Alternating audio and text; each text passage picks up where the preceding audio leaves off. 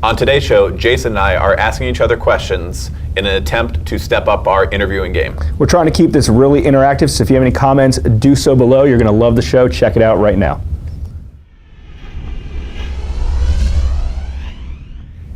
Hey everyone, Chris Haddon, Jason Balin, Hard Money Bankers here doing the show.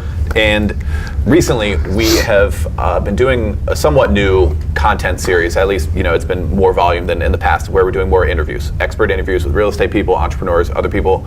Picked up on that more so in the third quarter of last year, and we're going to continue that throughout the year. That being the case, we want to level up our game a little bit, our interview game. So we're doing some research on good questions to ask people, impactful, stuff that's really, really going to be interesting to the audience. So yeah, we're working on that, and we're going to start by doing some of this with each other.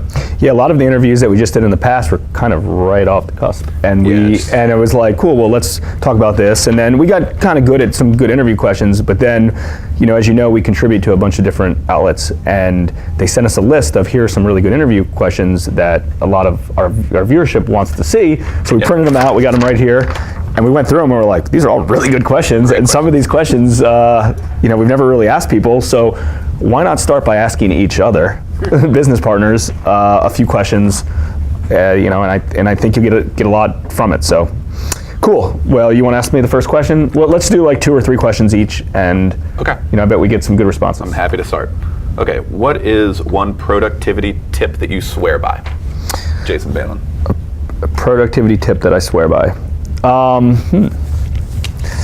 So I'm really large in trying to do one task at any given time, right? So obviously I have my accountability hacks of the way I try to keep myself organized on a daily basis, but related to being productive on that particular task, I really try to either close the door, turn off email, turn off the phone, and really just be focused on one of those things, because any task in general can take a few minutes or it can take a few hours, depending on how focused you are on it. And most of the things that we do kind of on a block and tackle, regular basis types of stuff, they're pretty quick. They can all be done in a matter of minutes, maybe a max an hour, for kind of smaller individual tasks that I do multiple a day. So I try to just really focus on that, and having ADHD is obviously hard with that stuff, because all of a sudden, hey, I want to move on to the next thing or the next thing. Every entrepreneur is but like that. Then it just kind of gets to the point of like, I need to finish this today. It is on my to-do list, and it's not getting moved to my tomorrow's do list. So I have to get it done today. So I just block out as much as possible. Yeah, that's a good one. Don't multitask. Focus on one thing, get it done, and move on down the list. I like for doing that myself. I like closing my email. Yeah. Just logging out of my email, because it's gonna grab you. Exactly. Good one. I agree. Cool. So I want to expand on this one a little bit, because the question is, how do you start your day? But let's kind of expand to that a little bit of what I've heard other people talk about. So maybe just expand of what you do kind of in the morning. How do you start your day? Maybe some habits that you try to stick to on a consistent basis. And let's just say like 90% of your days, because obviously some days aren't all equal, but. This is a good question for me, and partly because my morning routines have been inconsistent, unfortunately, and I'll go in and out of good routines, and then I'll kind of fall off of it. It's been an area that I've had trouble dialing in on. So ideally, I would do a morning meditation. I use this app, I have these headphones, I sit in my guest bedroom, and it's a nice little place. And it's quiet, I listen to this thing, and I do like a 15-minute and it gets me focused and ready for the day. And it keeps me more mellow, because I might run a little hot. But that being said, that little 15-minute meditation has been inconsistent for me. And sometimes I do it, frankly, and sometimes I don't. Sometimes I'll get into good streaks, whatever. So that's one thing that I would like to tighten up on, because it has a noticeable effect on me. Another thing is that I've gotten into the habit, I have about a 30-minute drive to the office, of throwing on a podcast that will get me in the right frame of mind, not just, jamming out the hip hop music, which is what I will often do in the car, but on the way to work, the podcast kind of puts me in a better spot. So those 2 things have been big for me in morning routines. Nice. Yeah. Cool. We can ask the same questions to each other too if we want to. Yeah. We got a list of 15 right here. All right. What is the worst piece of advice you ever got? The worst piece of advice. That's a tough one. Well, I think there was a question, what was the best piece of advice you got too, but they're both on there. That was above it. Okay, so I'm just going to flip the best piece of advice because someone actually told me. So the worst piece of advice I ever gotten was somebody that we were doing some business with, and they're like, well, why don't you expand and start doing this and start doing this and start doing this, and have it almost kind of seemed like they just wanted to have their hands dipped in everything and do 10 things crappy instead of one thing really, really good. Okay.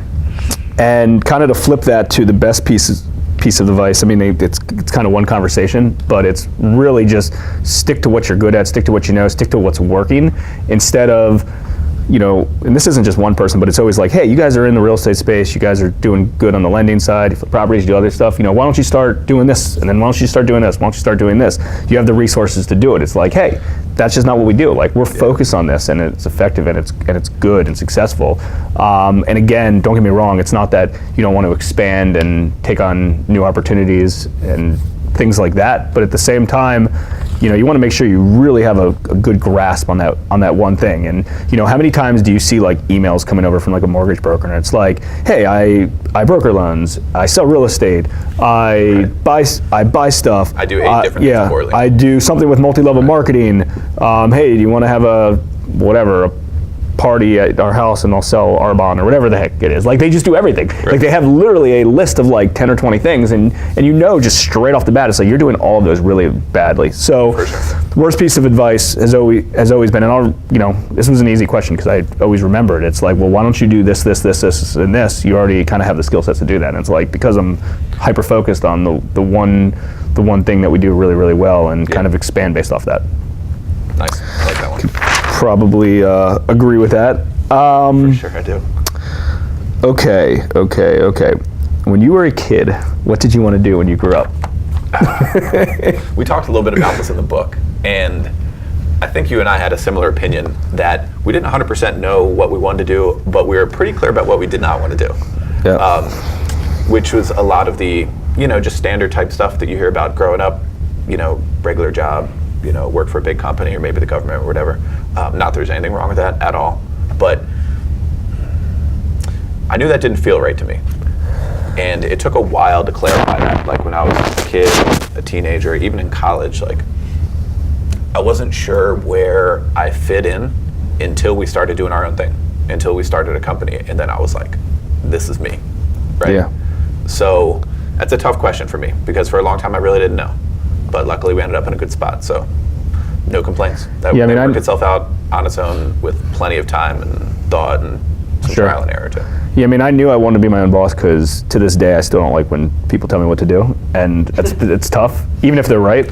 Yeah. So that was always a big thing, and also obviously, everyone always, you always think, hey, like, your way's wrong, my way's better. Like, I can do it better than this. Like, there's got to be a better way. Like, you believe that, and in your head things are a little bit different. In reality, it's challenging. Don't get me wrong. It's not like, hey, I wanted to do this, so I'm just going to do it.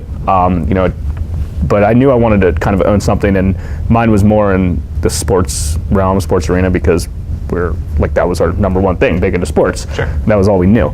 Yeah.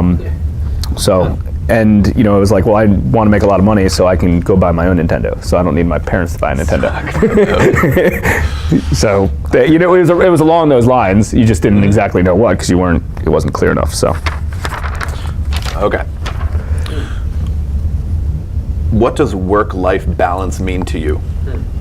So that's a good thing. That's a good question, and we've talked with several business coaches that we've had over this, related to really trying to mold your work and life balance kind of together, like your home life and your work life. It's kind of the same thing. It's you have 24 hours in the day, and everything you're doing is they're all kind of intermingled. Right.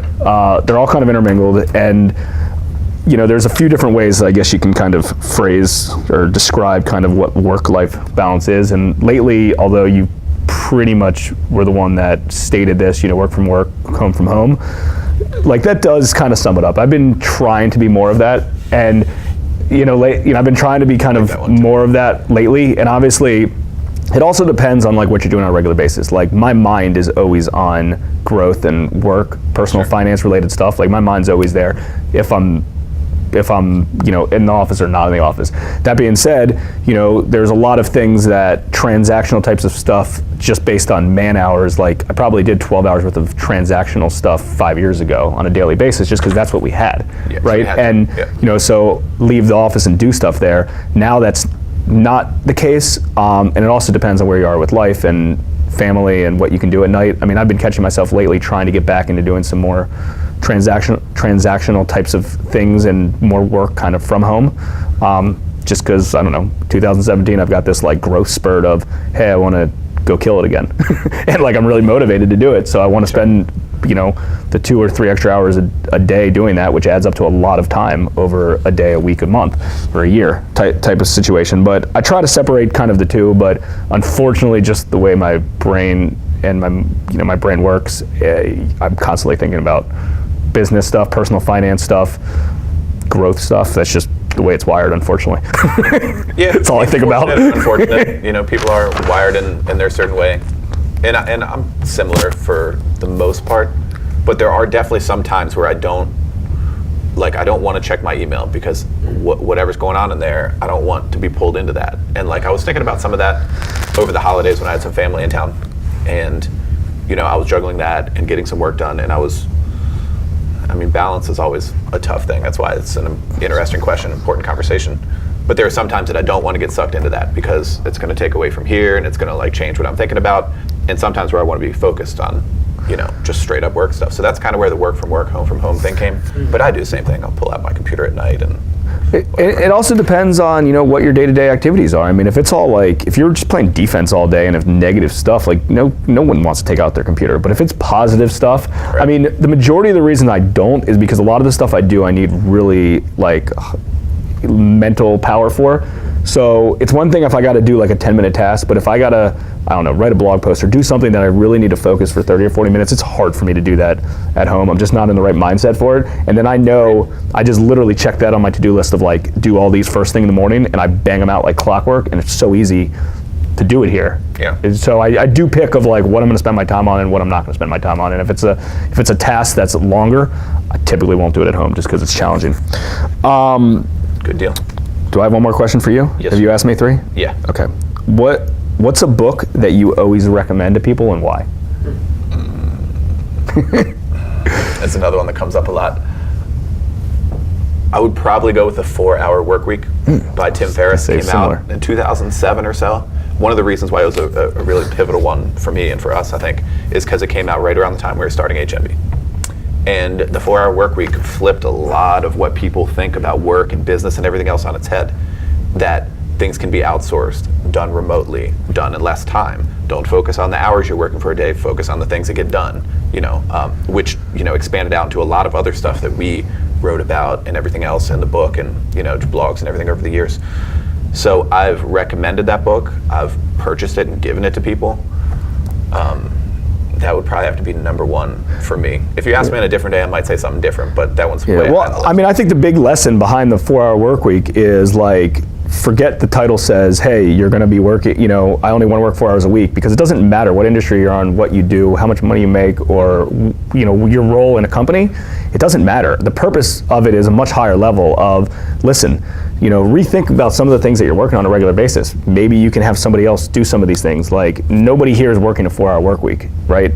Like and nobody really wants to either. No, it's just a catchy title. Nobody really wants to, and Tim Ferriss certainly doesn't either. He has the ability to if he wants to, and I think that's part of it all. But it kind of really opens your mind of like, what? Why am I doing this when I can get somebody else to do this? Or this is a different way to think about. So it really gets you thinking. So it doesn't really matter where you are inside your business, or even if you even own a business. If you work for somebody else, there's really, really good takeaways related to that. So I agree with that, and that's a great one. Besides Rich Dad Poor Dad, which is a good personal finance book. Besides that, which is I think is a good beginner starter book. I think 4-Hour Workweek as well. So cool. Well, hope you guys enjoyed this topic. We like this segment a lot. If you have any comments, feel free to comment below. Maybe ask us a question, and we're happy to answer it. Maybe you can stump us and ask us a good kind of candid question. And definitely check out our expert interviews content series. where we're going to be putting this practice here into work as we have been doing recently. And so far it's been good, and we look forward to be even better in 2017. So thanks for checking it out. As always, like, comment, share, subscribe. Take care.